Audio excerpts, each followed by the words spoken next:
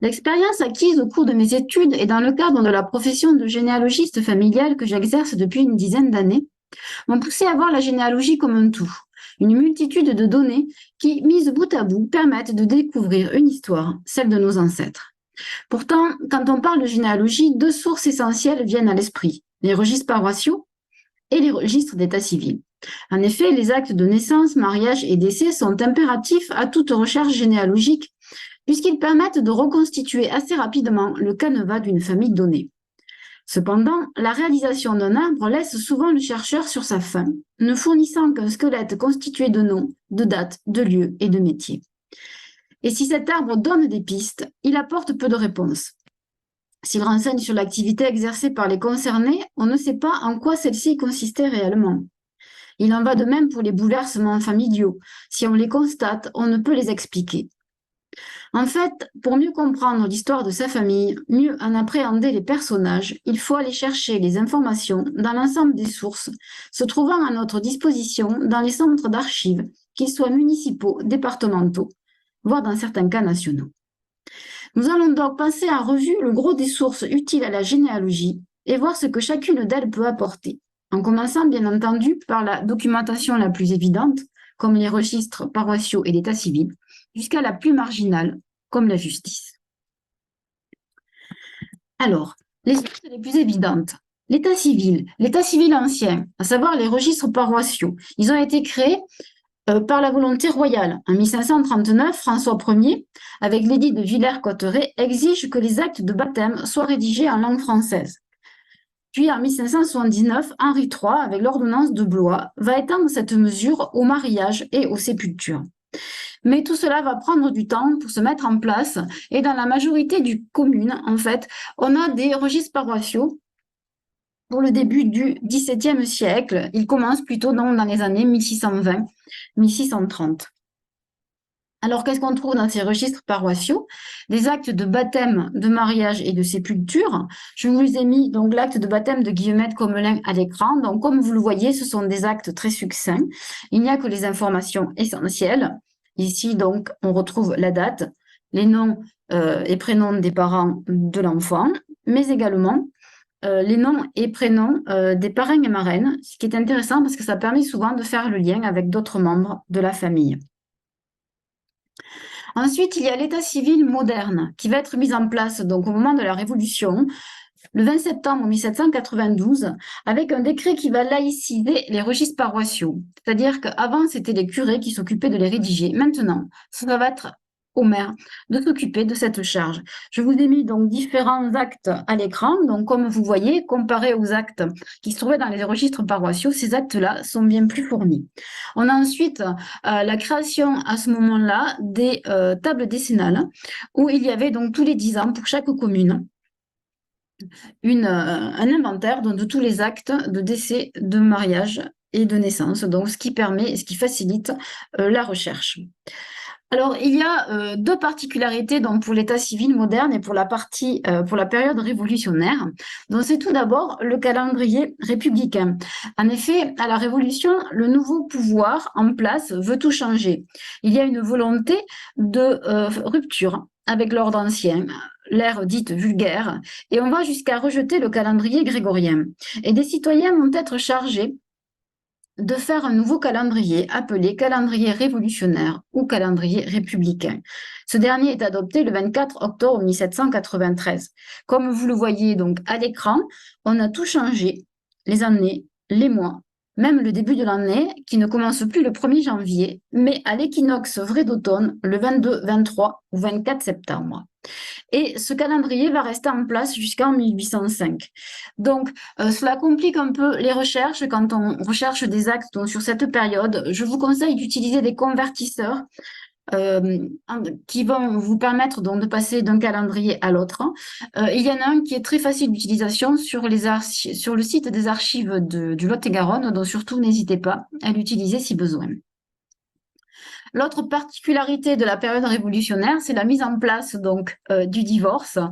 Le divorce est mis en place par la loi de Floréal en 2 et ce divorce est un divorce donc par consentement mutuel ou pour incompatibilité d'humeur et il va être conservé donc jusqu'à 1816 où au moment de la Restauration, la religion catholique redevenant religion d'État, donc elle va supprimer le divorce.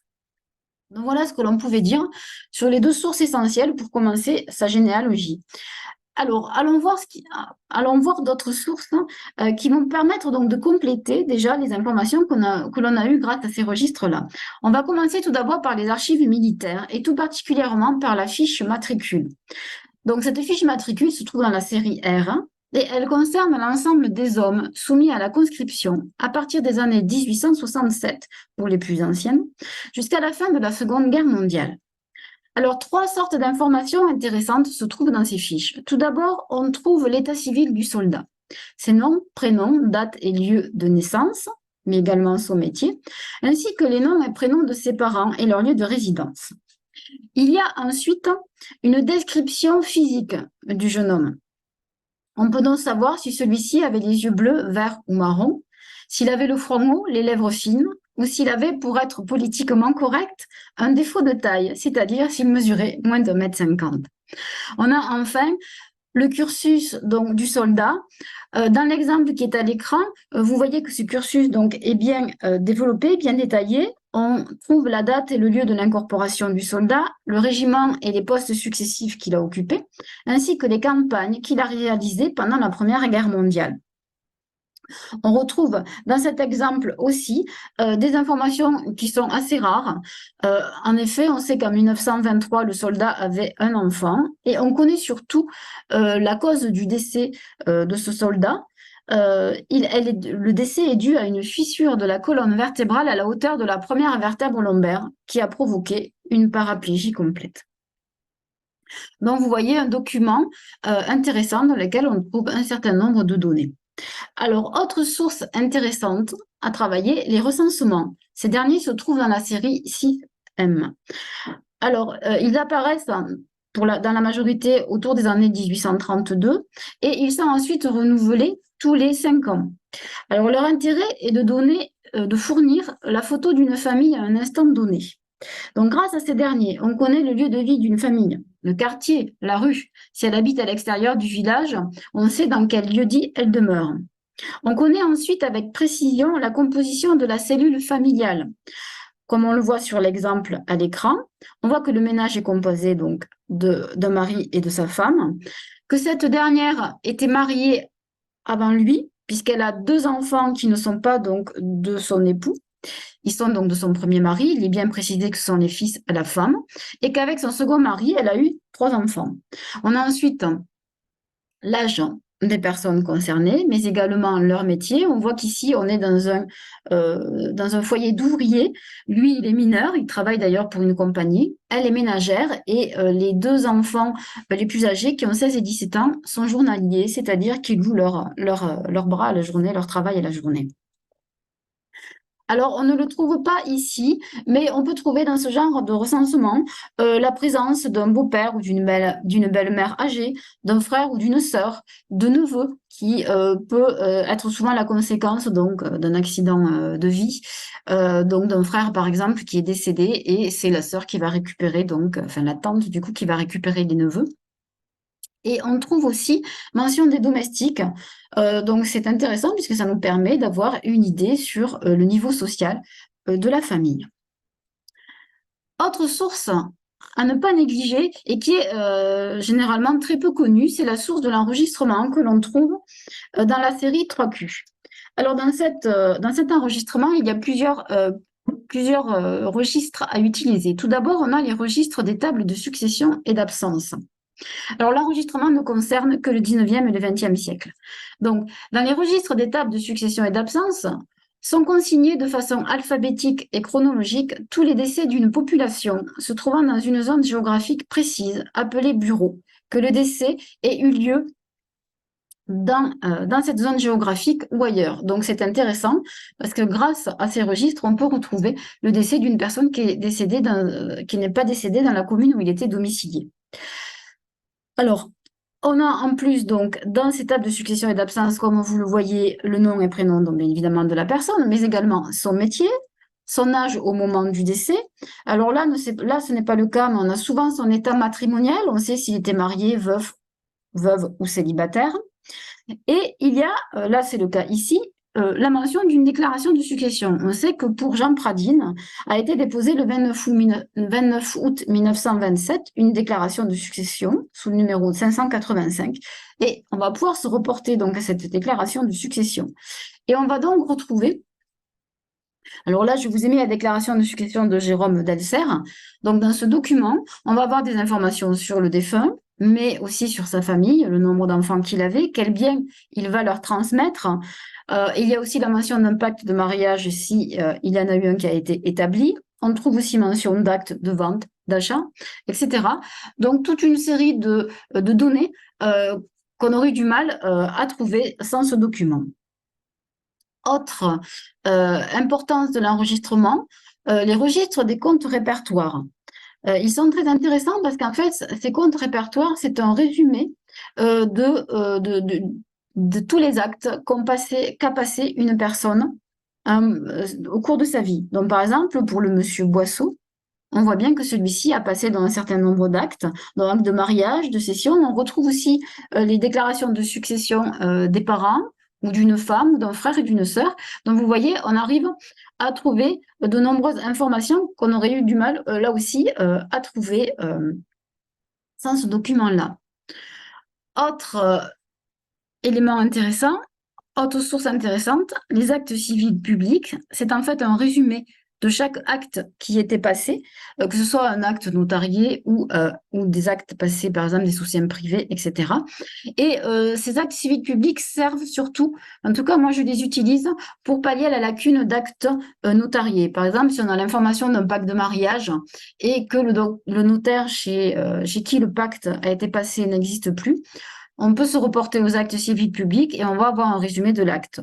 Donc, vous voyez, ça permet vraiment de pallier à certaines lacunes. Alors ensuite, autre source essentielle que j'apprécie tout particulièrement, ce sont les actes notariés. Ils représentent en fait une mine extraordinaire d'informations et on y retrouve pléthore de documents différents les uns des autres et qui apportent vraiment beaucoup à la généalogie. Alors, je vais vous faire un petit peu le résumé de ce qu'on peut trouver.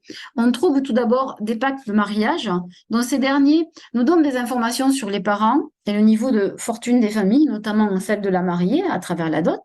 Ensuite, on va trouver des testaments qui nous donnent des informations sur le nombre d'enfants, les lieux de vie, les dernières volontés du défunt ou de la défunte.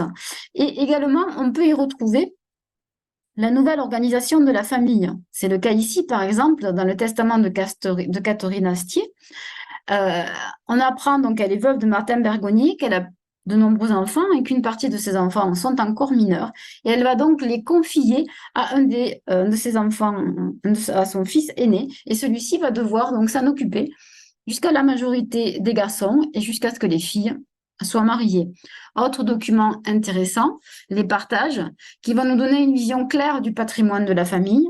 On a ensuite les inventaires après décès, qui permettent donc de connaître le niveau de vie d'une famille, mais surtout de pénétrer dans l'intimité donc de cette famille.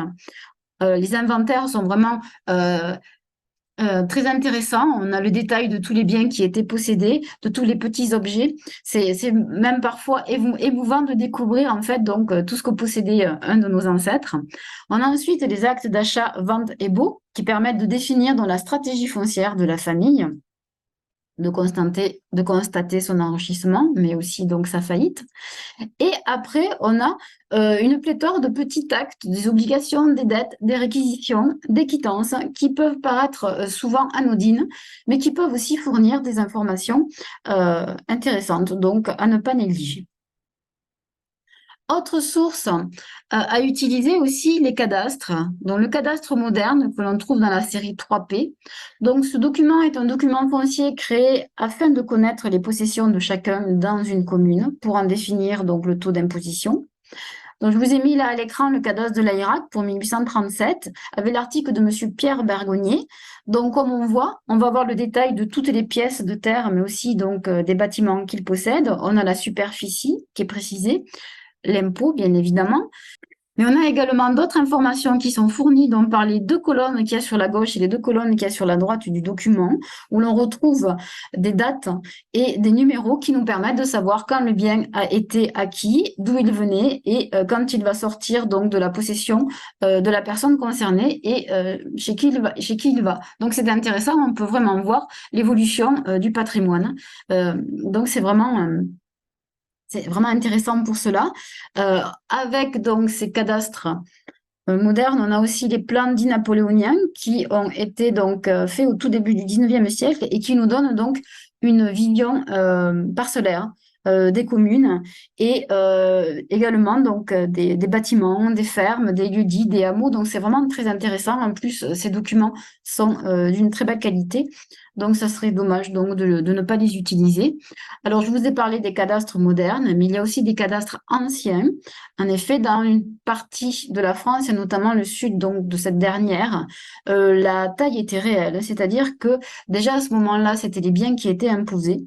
Et donc, on avait des cadastres anciens qu'on appelait les compois. Et c'est un peu le même principe du cadastre du 19e siècle. Donc, vous le voyez ici. Je vous ai mis l'article d'Isaac Bergonnier. Donc, chaque possesseur avait une page dans laquelle étaient notifiés donc, tous les biens qui étaient possédés avec les contenances et notamment les confronts aussi, ainsi que l'impôt qui était payé. Et il y en avait aussi qui étaient bien plus anciens. On le voit ici pour Castanello, par exemple. Donc, c'est un compois de 1680. Enfin, une dernière source que je voudrais aborder avec vous, auquel on pense peu, qui est certes donc d'une consultation peu aisée, mais qui peut vraiment être très enrichissante, c'est le cas des archives judiciaires. Donc, je vous ai mis pour le 19e et 20e les différentes instances donc, qui existaient. Mais moi, j'ai été en fait amenée à exploiter les archives judiciaires d'Ancien Régime dans le cadre de la thèse que j'ai réalisée sur l'abbaye de la Grasse. L'abbé de la Grasse était seigneur d'une trentaine de communes autour de la Grasse et ainsi c'est lui qui exerçait la justice sur ces villages. Et donc, j'ai dépouillé de multiples liasses. J'ai découvert donc des centaines d'affaires, donc des plus graves comme le meurtre, le vol, ou plus anodines comme les faits d'injure, donc qui étaient donc très courants à cette époque-là. Alors, ces dossiers feuilletés comprenaient de multiples pièces de procédure, donc c'est intéressant. On y trouve des convocations, des interrogatoires appelés à leurs questions, des confrontations, des autopsies pratiquées donc par les médecins, mais aussi des mises sous scellé et dans un certain nombre de cas des sentences. Ainsi, on peut retrouver dans ces dossiers un de ses ancêtres sous les traits d'une victime en train de déposer plainte devant le procureur juridictionnel dans le meilleur des cas, sinon allongé sur une table d'autopsie confiée aux mains expertes d'un médecin. Ou bien, on peut retrouver son ancêtre comme un simple témoin interrogé, mais aussi comme accusé, soumis à divers interrogatoires et contre-interrogatoires et enfermé dans les prisons sous la bonne garde d'un concierge peu scrupuleux.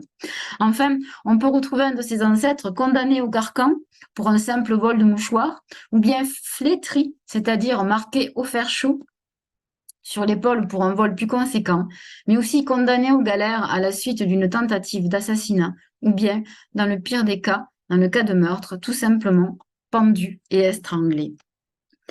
Donc, comme on vient de le voir, la généalogie a tout intérêt à exploiter les nombreuses sources existantes.